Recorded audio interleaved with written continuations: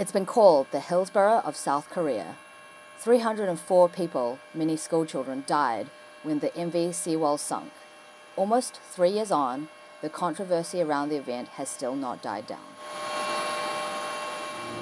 Behind me, frustrated protesters and relatives of the ferry disaster victims are continuing the 34th month of their protest against the South Korean government, who have, to this day, failed to conduct a full inquiry into the event.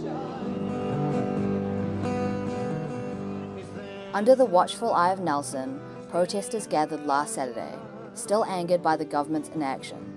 They have been protesting every month since the disaster.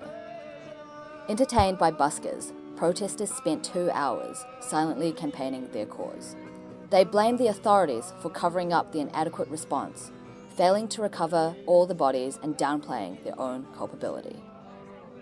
What is happening in this, country? Because we have the state which is supposed to, rescue us and protect us when we need them. So that's why I'm here protesting. After the accident, protests erupted across South Korea. These snowballed into a movement to bring down President Park Geun-hye. Next month, the Constitutional Court will decide whether to impeach President Park, partly for her role in the disaster. Protesters are hoping the president will finally be held to account. It was early morning in April 2014 when the Sewol capsized and sunk. My first feeling was they're going to be okay.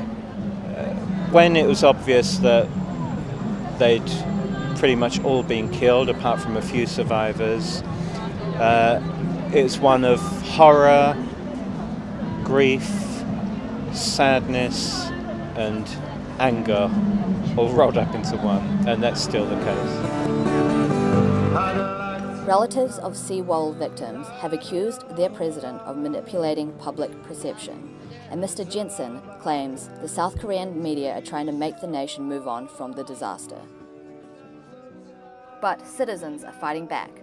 Protesters say that until the government comes clean about the role of President Park in the disaster, they will continue to demonstrate. But what motivates people so far from home to come out to protest?